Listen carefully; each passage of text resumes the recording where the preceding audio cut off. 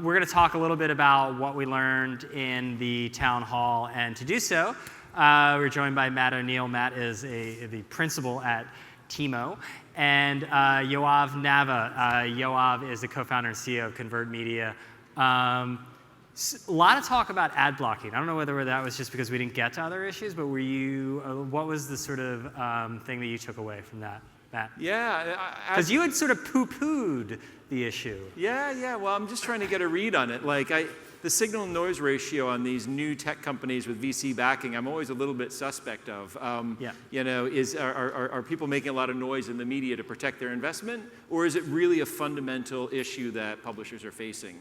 So I wanted to hear from a group of however many people, 40, 50 people in that room, what they thought the core issues were and how real of an issue ad blocking is to their business. The second thing is just looking at the raw global numbers. It seems to be a fairly small pool of people that are actively blocking ads on their sites. But a few people pointed out that with the new iOS launch that makes it quite easy to block ads, as well as a shift to mobile, which will exacerbate people wanting to block ads, that it is a real problem that publishers are actually trying to get in front of right now.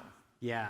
Yoav, what was your take? I mean, are you guys seeing a lot of ad blocking? I mean, we're not seeing as much, I think, in the US, where most of our activities, they're starting to grow in Europe. I think in the US, it's still not as big as it is in Europe. In a few countries like Germany, obviously, everybody knows Germany is a big issue. But I think a part of it is that there are a lot of new companies that are trying to solve it. And as Matt was saying, a part of it is that they're doing a lot of marketing. And in my mind, it's like a little bit like Fight Club, right? The first rule of ad block is don't talk about ad blockers. Right? We all have to sit in a room, figure out what we need to do. We need better controls on user experience. I'm not like we need to address it. That's definitely the benefit of everybody talking about it. But I think that part of it is kind of like a little bit relax on the hysteria and try and figure out what are the real solutions. Yeah, it might be a symptom. It might be a symptom rather than the actual disease. Also, viewability came up a little bit.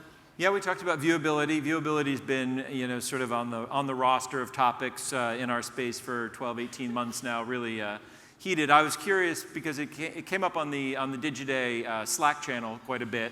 And I wanted to kind of do a check-in on where we were with it in terms of reporting, metrics, solutions. Have people moved to a viewable trading currency yet? Sounds like no. It sounds like some new currencies are being introduced that would get around the object of the issue of viewability. And there are vendors out there who are introducing 100% viewable products, i.e. they don't create a pay event until that's been viewed. But it sounds like the jury's definitely still out on viewability. Yeah, and you were making that viewability versus viewed point. Yeah. Do you want to just reiterate exactly? Yeah. This has been a concern of mine for a while, is that the initial concern of viewable ads was that there were ads being stuffed into pages that no human being could ever actually see. And that's what first exposed this word to the market. But very quickly, people pivoted that into a viewable impression, meaning it had been viewed by a consumer for at least a second, or if it was a video ad, for 2 seconds.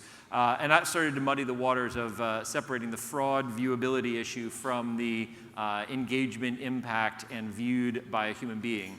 We've lost the original meaning, which I think was an opportunity to see, and we've now kind of replaced that with it has been seen, if that makes sense. Yoav, are you seeing viewability just be used as another bludgeon to beat up on publishers? I think honestly that it's not the right metric. I think that viewability should go hand in hand with pricing. And if you want to only pay for viewable impressions or for impressions that were viewed, then it has to come up in price. I know from our experience, from a pure CPA perspective, one of the best placements that I have had a chance to see was great tier 1 publisher, but 30% viewability. If I went and asked any one of the agencies, do you want that placement, they would all say no. But from an actual CPA, someone clicking, buying something, that was the best placement that we've had the chance and experience to work with.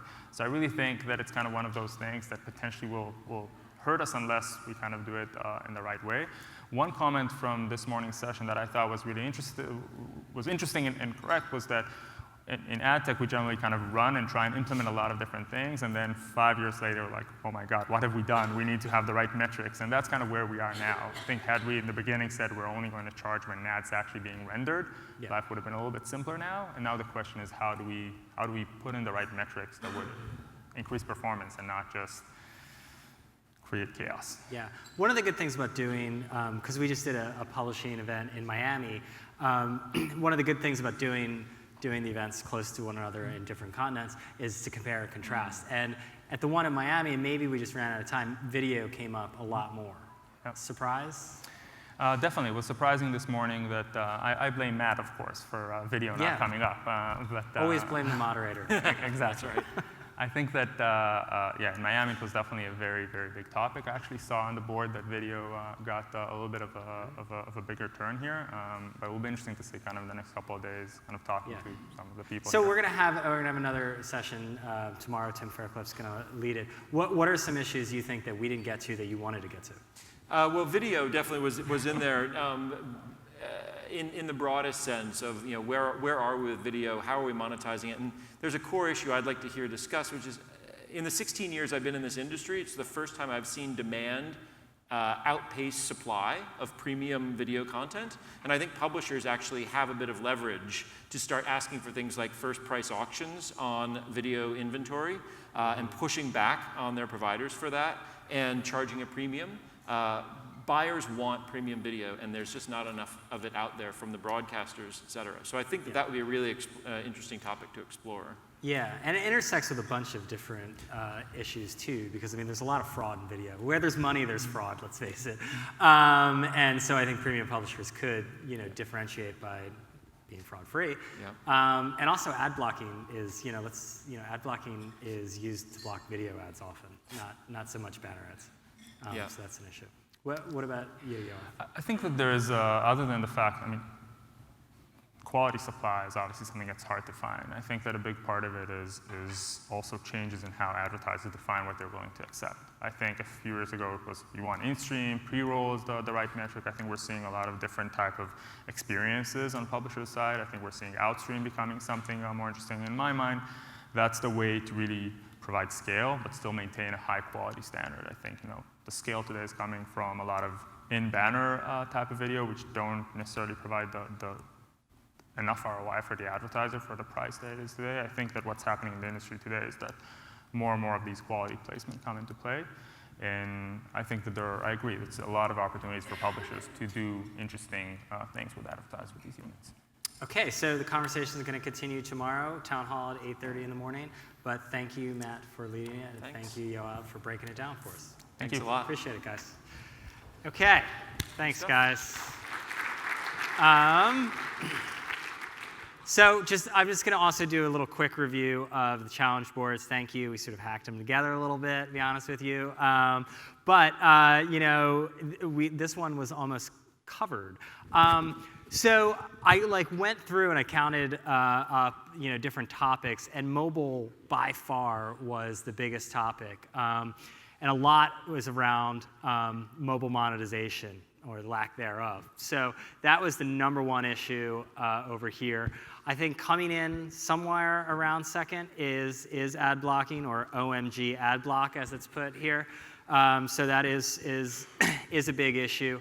Some other things was around viewability standards, came up a few times, and also a lot around native advertising, about what it means, about what clients are demanding, and how to price it. So another issue that we should address over the next few days. On the tech provider side, viewability came up a few times.